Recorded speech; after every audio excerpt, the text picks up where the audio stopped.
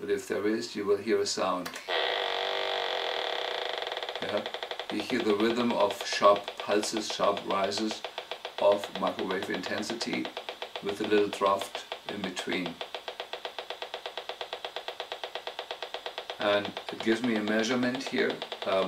Right now here in front of me, the measurement is around 20 microwatts per square meter.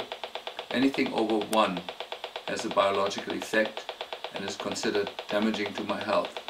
Anything over 50 is catastrophic. Anything under 1 is today considered an acceptable level. So I will measure this bed location here. I know the person that sleeps here sleeps with their head in this area here, and I will measure the location and the exposure of the brain of the person that would sleep in this bed. So I'm scanning. So the value goes up to about 60 here. I'm reading the dial. Here it goes over 300.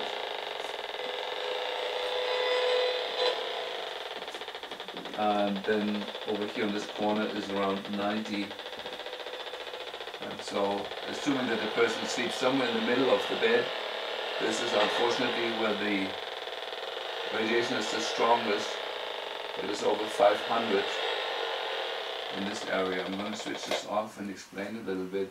So if a person sleeps in this area with their head, legs down that way, the person would get over 500-fold the exposure of microwave that is considered safe. So now I want to give a demonstration what happens when we use what we call the sleep sanctuary. It's a silver-coated mosquito net that is draped on all sides of the bed. Let's do that and then see what happens.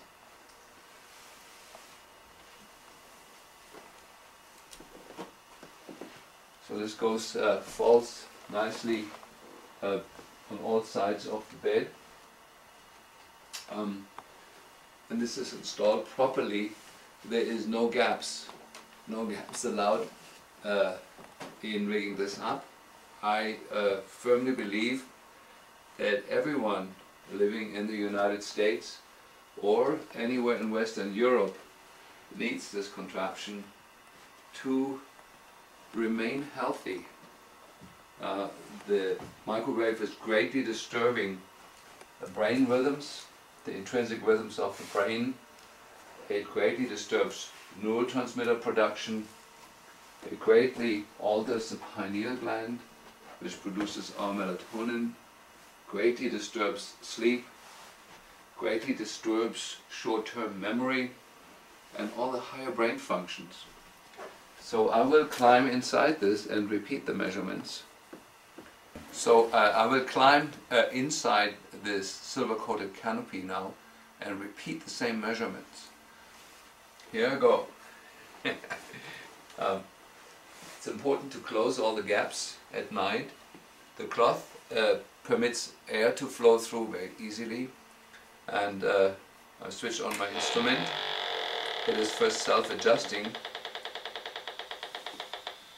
and what you hear now is the disappearance of the pulsing tone because the incoming subphone radiation is no longer coming in.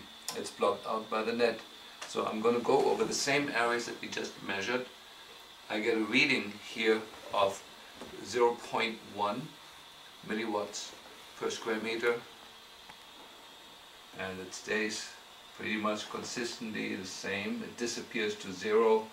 It fluctuates between 0 and 0.1. I'm measuring all across where I measured before, and you see a complete disappearance, or you hear a complete disappearance of the pulse tone, and that means I've reduced the measurement that were in parts here over 300 microwatts per square meter to less than 0.1, which means I am now safe to sleep here. This is true for every bedroom in America. Most physicians, when making the diagnosis of Lyme disease, rush into using antibiotics with the intent to eliminate the microbes from the body. Now, that works quite well in people that have been recently infected and works well in a subgroup of people that are chronically infected. The patients that typically are referred to me are patients that have failed the antibiotic treatment. So we've got into looking how to treat this illness in other ways. And the first thing that I try to learn is the answer to these questions.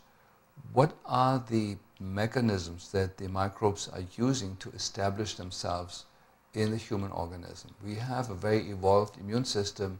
How are they evading it? And we looked at the variety of mechanisms like molecular mimicry and some of the more well-known and well-published opinions that came up in the last few years. We found out that there is a number of mechanisms that are less known that seem to be more significant. And I'd like to highlight here one of them that tests so frequently in patients that has become my main strategy in a chronic ill patient who is suspected of having Lyme disease. This condition that is associated with this is called cryptopyrroluria, or in the more modern terms, hemopyrrolactamuria. And so I want to explain that a little bit.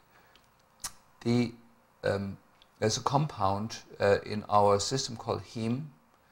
It's a molecule that in hemoglobin is part of the system that helps us to carry oxygen into the system. The heme molecule is also used in the cytochrome P450 liver detox pathway, so it's an important substance in our detoxification system.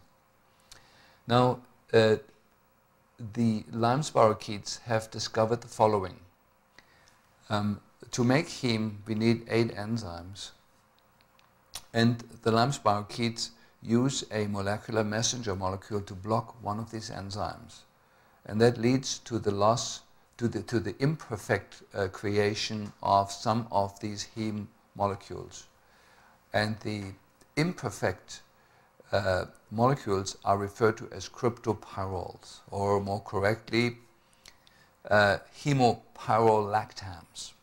I'd like to take you through the cryptopyrrole phenomenon quickly in a couple of simple steps. So this condition was discovered in 1958 by Abraham Hoffer, or Abram Hoffer is his proper name, who studied schizophrenic patients and found in a significant number of them that they excreted these compounds in the urine. We're finding a high incidence of this condition in people with heavy metal toxicity, in patients with Lyme disease, then many, if not most, neurological illnesses. People test positive. It's a simple urine test that currently we only know one laboratory that's doing it. It's called Vitamin Diagnostics.